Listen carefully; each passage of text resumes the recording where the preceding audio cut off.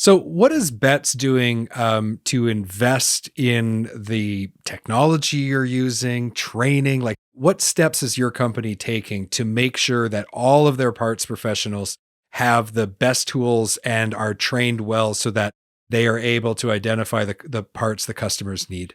We're using Motor and some of the other cataloging opportunities. A lot of the vendors these days have great cross-reference guides built into their websites. We use those. We've also engaged with an online store builder for our industry who has done a great job of helping us with our online store, providing cross-reference information and things like that. That we can use to help customers out when, maybe we don't have X brand, but we have Y, and can help them through those types of methods.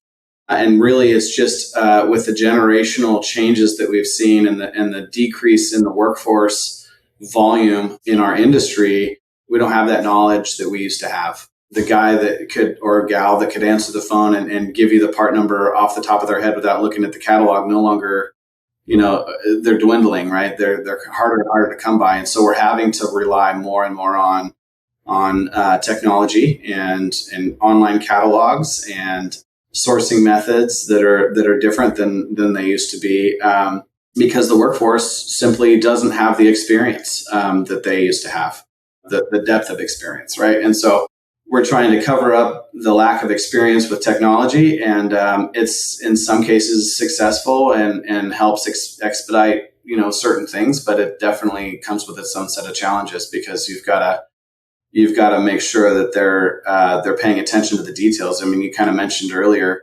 you do a Google search or something for a part, and it could send you to a related part or something that's very, very similar. It looks exactly the same, and maybe even the background image is the same. So you got to read the fine print that says, image used, not necessarily the, whatever that verbiage is or the terminology they use. You have to really pay attention to what you're doing because, again, looping back into the rest of the conversation that we've had so far, it's just, you can find yourself offering the wrong part very quickly, very easily.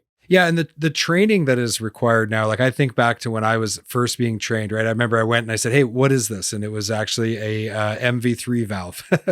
And the person who was my mentor who was training me, he said, "I can tell you the part number, or I can show you how to figure out what that part is." Right? And he goes, "It's your choice."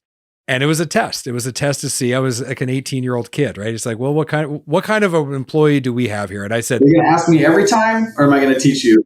Yeah, exactly. So I said, "Show me how to look it up." Right. And he goes, "Right answer, correct answer." So once I learned how to identify that, suddenly, on those particular group of air valves, I was asking him a lot less questions, right? That same philosophy still stands today. It's just what we use is different, right? So it's like, let me show you how to go to this website. Let me show you how to use this supplier's tool. Let me show you how to use this technology we've invested in. Let me show you how to figure it out for yourself so that you can be independent moving forward. But I still feel for the young people in the industry because the complexity of the equipment is so much greater than it was 25 years ago. So their learning curve is much more, let's say it's a steeper learning curve maybe than what we experienced. We just had to learn how to read catalogs and kind of memorize the most common parts. For them, it's a different world.